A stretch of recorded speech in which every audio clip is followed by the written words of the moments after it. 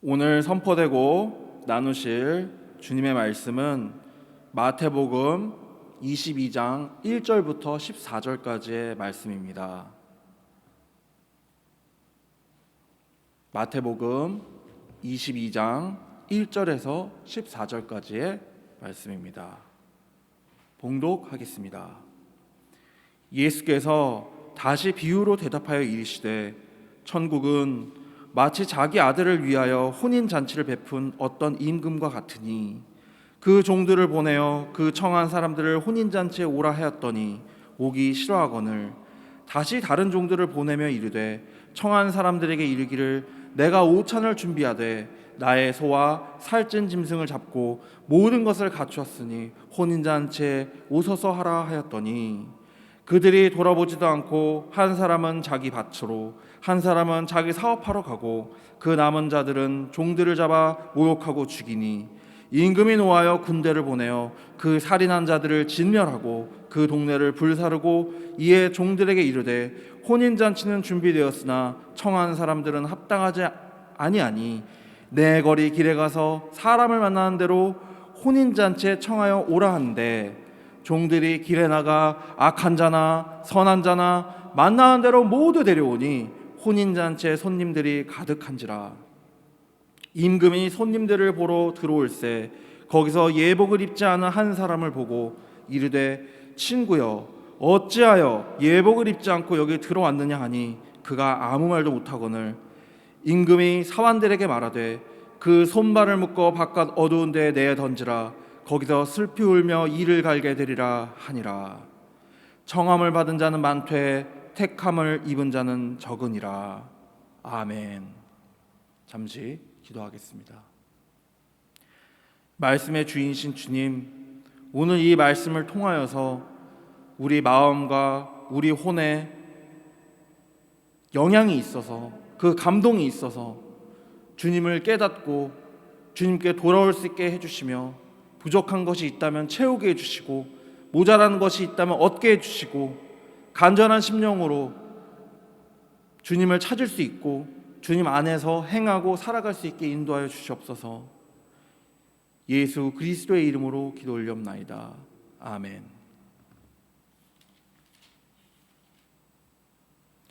오늘 이 본문은 정말 많은 교회와 정말 많은 기독교 역사와 지금도 초신자부터 시작해서 긴 시간 동안 교회라는 체제 안에서 신앙생활을 한 많은 분들이 들어보았을 본문입니다. 그러나 과연 우리는 이 본문을 이해하고 있을까요? 신학적으로도 여러 가지 얘기를 할 수 있고요. 그리고 이 비유적인 걸로서 우리의 삶을 비춰서 생각해 볼 수도 있습니다. 그런데 오늘 이 본문에서 버림받은 이 사람이 말이죠. 이 악한 종이 과연 다른 사람을 이야기하고 있는 것일까요? 만약에 예수님이 하신 말씀처럼 도둑이 들어올 걸 알았다면은 그 집을 빼앗기지 않았겠죠. 그러나 우리는 너무나도 무지하여서 특히나 영적으로 우리의 신앙이 바르게 가고 있는지조차도 분간하지 못할 때가 많이 있는 것이 사실이라는 겁니다. 기도를 열심히 하고 성경을 열심히 봐도요, 일상이라는 것에 젖어 들어가면서 그것은 해야만 되는 강박이 되고요, 그것을 해야만 하는 것 자체가 종교성이 돼버려서 하나님과의 그런 끈끈한 관계, 유대적인 관계, 소통하는 관계에서 멀어질 때가 있다는 것도 사실이라는 겁니다. 오늘 예수님은 말씀하십니다. 천국이 어떤 것이라고요? 마치 자기 아들을 위하여 혼인잔치를 베푼 어떤 임금과 같대요. 자기 아들을 위하여, 그 아들이 천국도 아니고요, 혼인잔치도 천국이 아니고요, 그 임금이 천국이라고 말씀하고 계십니다. 좀 이상하지 않습니까? 우리가 생각하는 천국이라는 개념은요, 장소적 개념입니다. 그런데 신약 성경이 말하고 있는 천국은요, 장소적 개념이 아니라 인물적인 개념이라는 사실입니다. 특히나 마태복음은요, 하나님의 나라가 임했다라는 표현이 어떤 의미로서 인식하고 마태는 기술할까요? 예수 그리스도께서 이 땅에 오셨다. 그것이 바로 하늘나라라는 의미입니다. 더하여서 예수님 자체가 계신 곳, 예수님 자체가 계신 그곳이 바로 하늘나라라는 의미입니다. 우리가 어린아이들에게 설명을 할 때요, 하늘나라를 어떻게 설명해 줘야 될까요? 거기에는 너가 좋아하는 솜사탕도 있고 사탕도 있고 정말 맛있는 것들이 정말 많이 있고 하나님이 항상 너를 사랑해 주시고 너도 하나님을 맨날 사랑하면서 사는 곳이야 라고 설명할 수밖에 없다는 겁니다. 마찬가지로 성경의 어떤 그런 부분들이 우리의 이해의 영역에서 설명되어야 되기 때문에 우리가 봤을 때 또는 더 신앙에 성장한 사람들이 봤을 때 약간은 다르게 얘기하는 경우가 발생하기도 한다는 겁니다. 오늘 중요한 거 하나 먼저 배우셨습니다. 천국이 뭐라고요? 예수님이 계신 곳이 천국입니다. 우리가 가야 되는 어떤 특별한 장소적 개념이 아니라는 겁니다. 천국 언제 가나요? 2번에 걸쳐서 갑니다. 굉장히 중요합니다. 이 얘기가. 우리가 이 땅을 살면서, 오늘 본문의 내용도 그겁니다. 이 땅에 살면서 천국 백성 노릇을 안 하면 부르심을 입었다 할지라도 못 들어간다는 얘기입니다. 무서운 얘기입니다.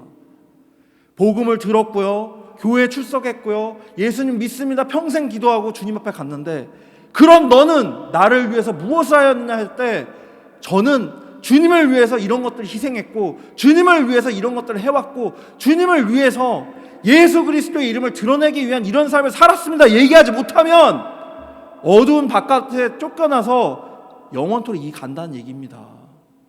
물론 오늘 본문은 이렇게 알고 계시는 분도 있지만 다른 면으로 알고 계신 분들도 있을 것입니다. 즉 무엇이냐, 예수 그리스도를 통해서 하나님을 믿지 아니하면 천국에서 쫓겨난다.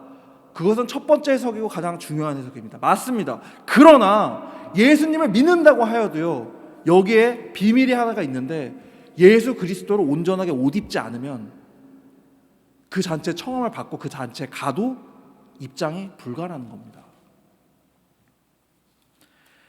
우리가 이미 익히 잘 알고 있습니다. 이 본문은 많은 사람들을 부르러 나갔습니다. 복음입니다. 하나님은 사랑이시고 하나님 안에 거하라.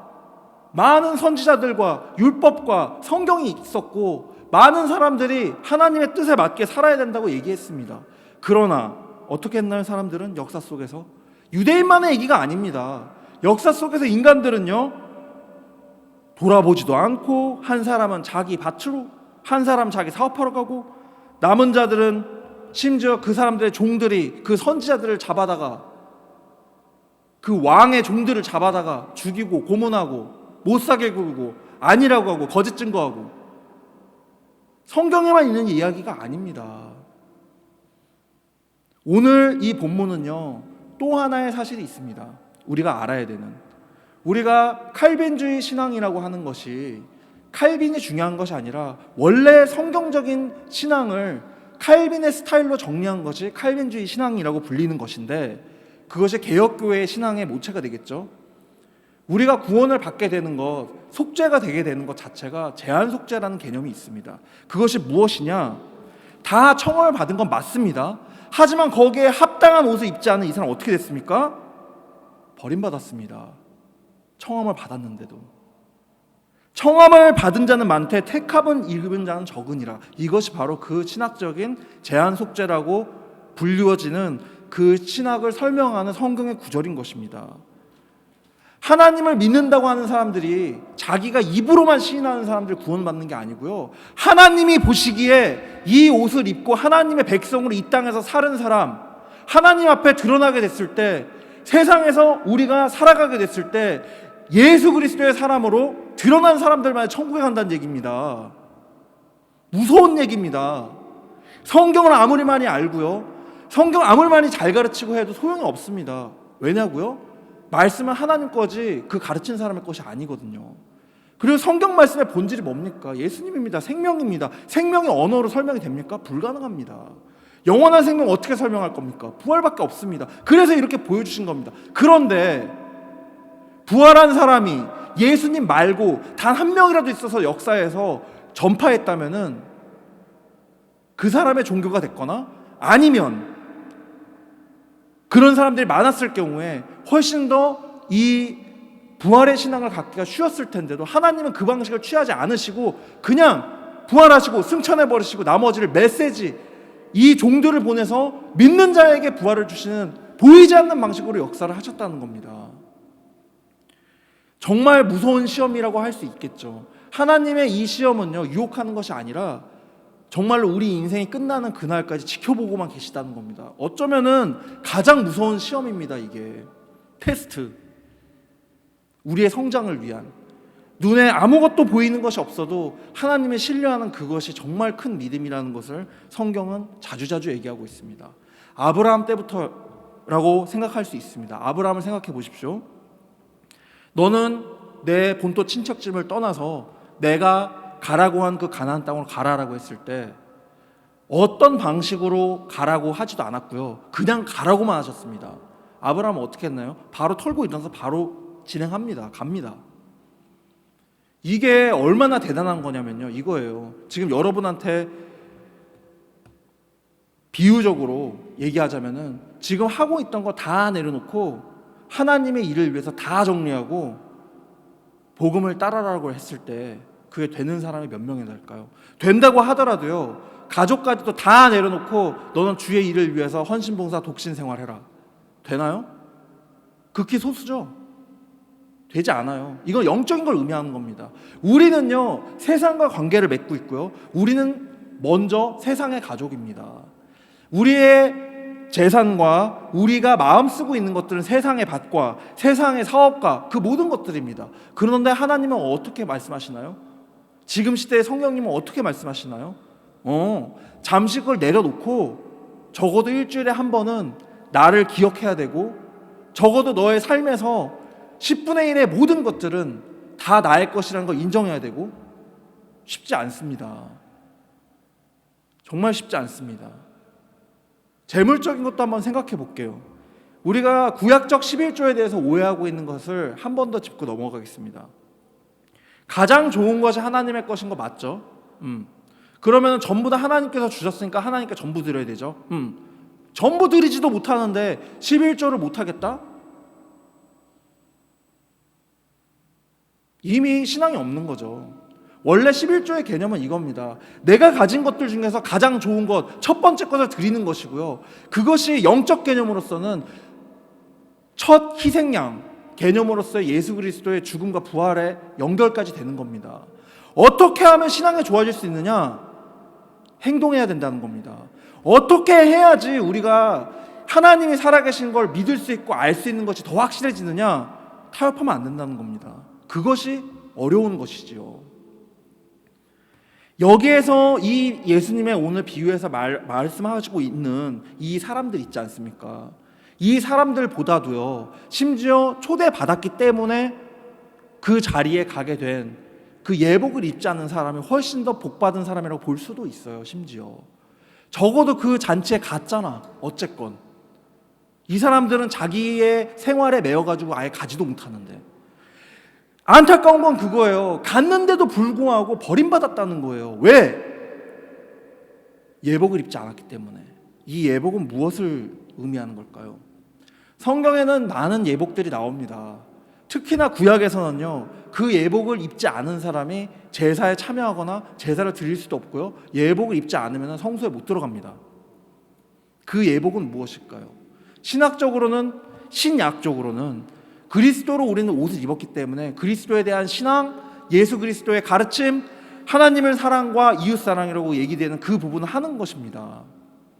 과연 우리는 우리의 이웃인 예수님과 또 그 예수님의 말씀을 들어야만 하는 우리의 인간적인 이웃들에 대해서 복음 전파 사역을 하고 있습니까? 이 부분에 대해서 생각을 해봐야 된다는 것입니다.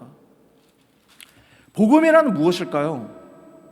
아주 근본적인 질문입니다. 예수님 믿으면 구원받고 천국에 가는 거야. 그건 나중에 가는 거야.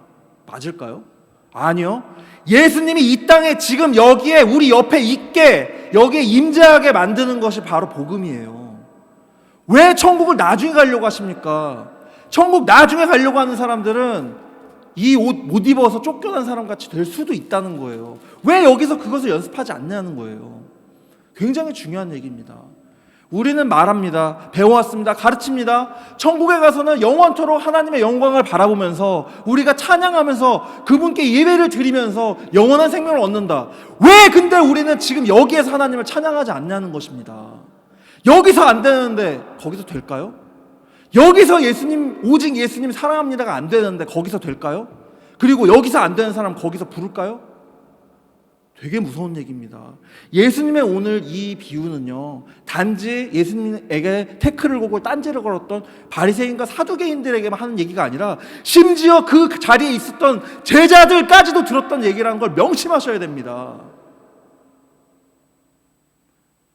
우리에게 복음이란 무엇일까요? 우리에게 예수라는 존재, 예수님이란 존재, 우리가 주님이라고 부르는 하나님이란 존재는 어떤 존재일까요? 우리 삶에 어려움이 있습니까? 우리 삶에 막히는 것들이 있습니까? 그게 그렇게 영어로 얘기하자면 really matter한 것입니까? 정말로 그것 때문에 모든 것이 막 문제가 됩니까? 그러면 이미 그 문제의 크기가요, 하나님보다 큰 거예요.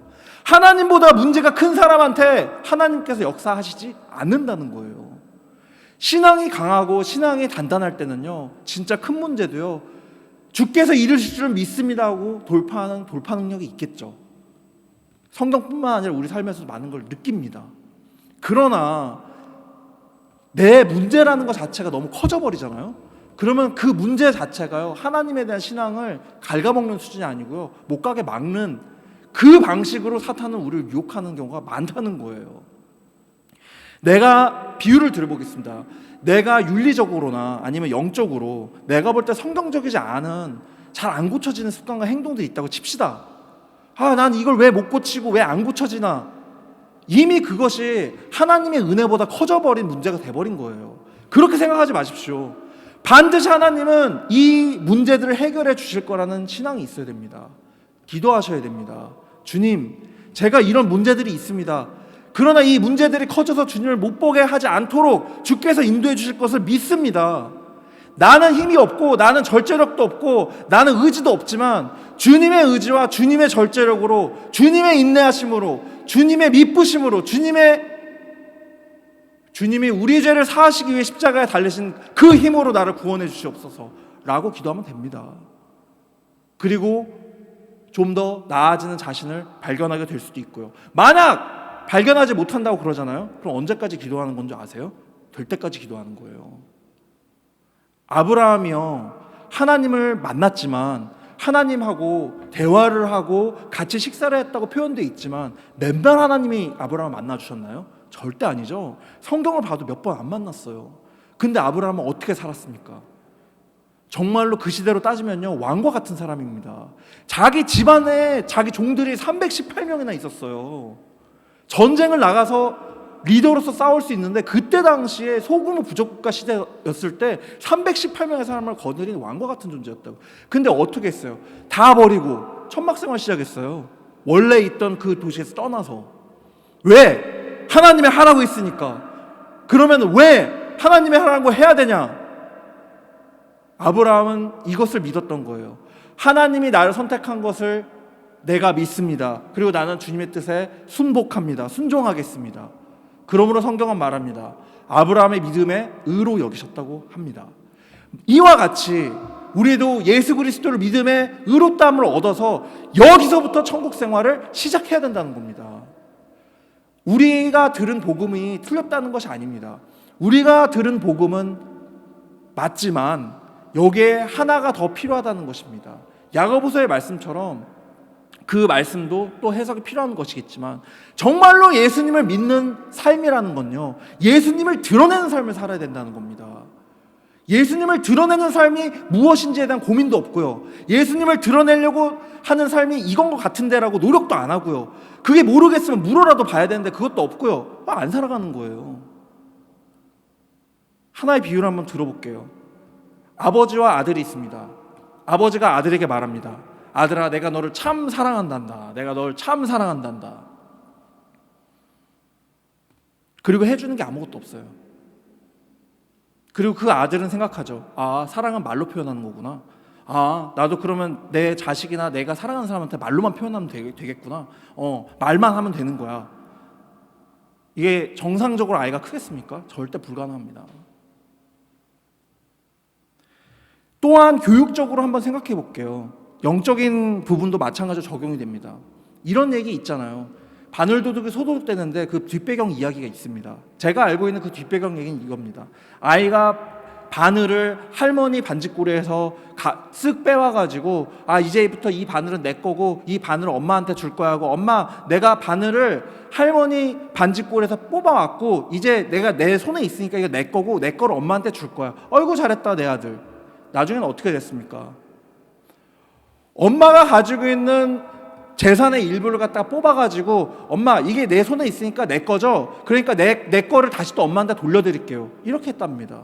그리고 나중에 어떻게 됐을까요? 다른 사람한테도 그렇게 했다는 겁니다. 저 소 우리에 있는 소가 내 손에 들어왔으니까 내 거니까 이거를 엄마한테 드릴게요. 엄마는 이미 잘못된 걸 알았지만은 그건 틀린 거다라고 했을 때 아이가 들을 수 있었을까요? 불가능했습니다. 이미 아이도 클 대로 컸거든요. 어떻게 됐습니까? 도둑된 겁니다. 교육의 잘못된 것 때문에. 우리의 신앙교육도, 이 기독교도 마찬가지입니다. 잘못되게 가르침을 받거나 잘못되게 들으면은 잘못되게 된다는 겁니다. 우리를 돌아봅니다. 분명히 예수님은 말씀하셨습니다. 그 잔치에 초대됐는데도 불구하고 옷을 입지 아니하면 쫓겨난다고 말씀하셨습니다. 이것에 대해서 우리는 다시 한번 우리를 돌아봐야 됩니다. 주님, 우리가 예수 그리스도의 옷으로, 주님에 대한 사랑으로 온전히 변화받고 온전한 기독교인이 되기를 원합니다라고 기도를 해야 됩니다. 그리고 우리가 해야 되는 그 일을 할 수 있게 인도해 주셔서 기도해야 됩니다. 우리 눈에 보기에 그것이 이루어지지 않더라도요, 주님이 보실 때는요 이미 이루어진 겁니다. 거기서부터. 왜? 아브라함의 믿음의 의로 여기셨죠. 우리가 진짜 시인함의 의로 여기신다는 겁니다. 그 부분이 굉장히 중요한 것입니다. 우리한테 의지가 없으면 안 돼요. 우리한테 의지가 있어야 돼요. 어떤 의지? 구원받으려는 의지? 아니요. 하나님의 뜻을 이루려는 의지가 필요하다는 겁니다. 하나님의 뜻이 무엇입니까? 세상과 지지 말고 세상에 대해서 복음으로 이기라는 것입니다. 그 부분에 대해서 묵상하셨으면 좋겠고요. 더욱더 중요한 말씀은 이것인 것 같습니다. 예수님의 제자들이 전한 복음이 있었죠. 그러면 예수님이 전했을 때도 안 들었지만 예수님이 제자들이 전했을 때 많은 사람들이 들었나요? 심지어 많은 사람들이 안 들었어요. 성경은 그렇게 증언하고 있어요. 제자들이 포기했나요? 절대 포기하지 않았어요. 마찬가지로 우리가 정말 주님을 사랑한다면요, 이 작은 교회, 이 작은 제1장로교회가 할 수 있는 게 작다고 생각하지 마시라는 거예요.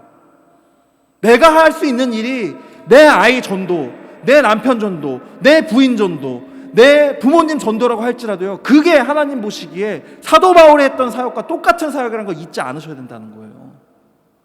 굉장한 얘기입니다. 이게 하나님은요 절대로 할 수 없는 사람한테 맡기지도 않아요. 모세였기 때문에 모세인 거고요, 다윗이었기 때문에 다윗인 거고요, 하나님께서 정하셨기 때문에 정하신 거예요. 저이기 때문에 저인 거고요, 여러분이기 때문에 여러분인 거고요. 우리는 이미 복음을 받았어요. 그러면 그거에 대해 일 안 하면 어떻게 된다? 더 비참해진다는 얘기입니다. 우리가 이 오류에 빠지지 않기 위해서 노력을 해야 됩니다. 지금 코로나 때문에 근처 교회에 그냥 잠깐 들려서 기도도 못하고요. 심지어 성경을 펴서 읽으려고 해도 마음도 싱숭생숭하고요. 직장이나 일터에 그런 돌아가는 제반적인 것들도 막 정신이 없고요. 그런데 이럴 때일수록 우리는 누구를 봐야 된다? 상황을 바라봐야 된다? 아니요. 예수님 바라봐야 돼요. 그게 바로 복음이에요. 그렇기 때문에 온갖 박해와 어려움이 있었어도 이 기독교 복음은 전해진 거고요. 그래서 생명이 있다는 겁니다. 예수님이 생명이신 것을 믿습니까? 그러면 그 믿는 것에 합당하게 우리는 행동해야 된다는 겁니다. 저도 마찬가지고요. 이것에 대해서 더 열심히 기도하시고 전하시는 여러분 됐으면 좋겠습니다. 하나님은요, 어린아이가 유치하게 기도한다고 그걸 유치하게 받으지 않으세요. 진짜 무서운 얘기예요. 이거는 내가 알고 있는 하나님 수준이 아니라고요. 정말 하나님을 만나고 싶으십니까? 그럼 만나게 해달라고 기도하셔야 돼요. 요구하지 않고 두드리지 않는데 열어준다는 얘기 없어요.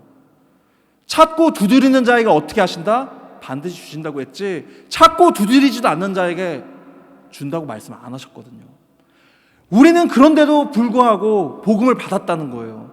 이것이 얼마나 감사한 일인 것인가에 대해서 신앙이 성장하는 사람들은 더더욱 깨닫게 된다는 것이고요. 기도를 통해서 하나님의 감사함, 하나님의 위대하심, 전능하심이 어떤 의미인지 그것을 각자의 삶 속에서 느낄 수 있게 되는 계기들이 있다는 것이에요. 우리가 원하고 요구하는 것이 있습니까? 그것이 과연 주의 뜻에 대한 것입니까? 우리의 요구에 대한 것입니까? 그리고 그 우리의 요구에 대한 것이 주님의 일과 무슨 관련이 되는 걸까요? 하나님은 단 한 번도 그리고 앞으로도 자신의 영광을 다른 이에게 주지 않는다는 표현까지도 하셨습니다. 우리가 기도를 할 때 우리의 삶의 나아짐을 기도할 수 있습니다. 우리의 신앙생활을 잘하기 위해서, 하나님을 잘 믿기 위해서. 그러나 만약 우리에게 있는 시련과 고통이 그것 자체가 주님을 더 신뢰하고 주님과 가까워지게 하는 계기라면요, 더 세질 겁니다. 그 고통들이 너무하지 않냐고요? 아니요. 예수님을 기억해 보십시오. 지금 시대에 남자든 여자든 어린이나 어른이나 질질 끌고 가서 죽기 직전까지 채찍으로 때린 다음에 십자가에다 대못으로 박아가지고 죽게 만든다고 했을 때, 그렇게 해서 영생을 얻는다는 것이 확실할 때 그렇게 죽으면 영생을 얻어 할 수 있는 사람 몇 명이 될까요? 거의 없다고 봅니다. 저는. 우리 대신에 그렇게 우리 죄를 속죄하셨단 말이에요. 그런데 왜 우리는 불평불만이 이렇게 많냐는 거예요. 불평불만이 많은 이유가 나 자신의 문제일 수도 있지만요, 사탄이 그렇게 유혹한다는 거예요. 남들은 이런데, 남들은 저런데 왜 하나님 나는 아니라는 거죠. 우리에게는요, 남들하고 비교할 수 없는 믿음이 있고요, 남들하고 비교할 수 없는 예수님이 우리 안에 계시다는 걸 깨달으셔야 된다는 거예요. 그리고 그것에 대해서 감사함과 가치를 알고 살고 행동한다는 것이 예복을 입은 사람의 삶이에요. 그렇게 예복을 입은 사람들은 어떻게 되냐? 이 수련 과정, 이 모든 인생의 과정이 끝나면 마치 유대인들이 예전에 모세와 함께 그 40년 광야 생활을 끝내고 그 자손들이 그 땅에 들어간 것처럼 주의 나라에 간다는 거예요. 이 육체는 벗어버리지만. 우리 삶의 목적이 이 땅에만 있는 것이면요, 죄송하지만 천국 못 가요. 그냥 기독교라든지 예수님을 믿는다는 코스프레 안 하는 게 나아요. 시간이 없어. 공부해야 되고 사업해야 되는 종류가 너무 많기 때문에 더 복잡해졌고. 그러나 우리는 이 땅에 발을 붙이고 있지만 하늘을 보는 사람들이라는 거예요. 그 하늘이 무엇입니까? 이 하늘입니까? 아니죠. 영원한 생명이고 주님 계신 곳이죠. 그 주님 계신 곳이 이 땅에 있게 하는 그 고귀한 사업이 바로 예수님 안에서 살아간다는 것 자체라는 거예요. 이를 위해서 무엇을 할 수 있는지 주님께 기도하시고요, 이해가 되지 않더라도 성경을 읽으셔야 되고요, 그런 삶을 계속 살아가셔야 된다는 겁니다. 그러므로 오늘 말씀처럼 청함을 받은 자가 많되 택함을 입은 자는 적다고 한 이 말씀 안에 이 택함을 받은 자들이 반드시 되셔야 됩니다. 그것이 바로 예수님이 원하셨던 거고요, 그것이 바로 이 천지를 지으신 하나님이 원하신 바라는 겁니다. 기도하시겠습니다. 주님, 우리의 삶이 눈에 보이는 것과 현상적인 것에 매여서 주님의 뜻과 멀어질 때가 많음을 고백합니다. 우리가 이 세상 살면서 예수 그리스도로 옷 입은 주님의 사람들의 삶을 살 수 있도록 인도하여 주시고, 우리의 연약함을 고쳐주시고, 우리가 주님의 말씀에 순복하고 순종하게 해주시고, 내 뜻으로 결정하고 생각하는 것이 아니라 주님의 뜻이 무엇인지 먼저 묻는 삶을 살게 해주시고, 예수님은 사랑이시고 하나님은 사랑이시라는 아주 단순하면서도 위대한 선언을 할 수 있는 그런 삶을 살게 인도하여 주시옵소서. 예수 그리스도의 이름으로 기도 올리옵나이다. 아멘.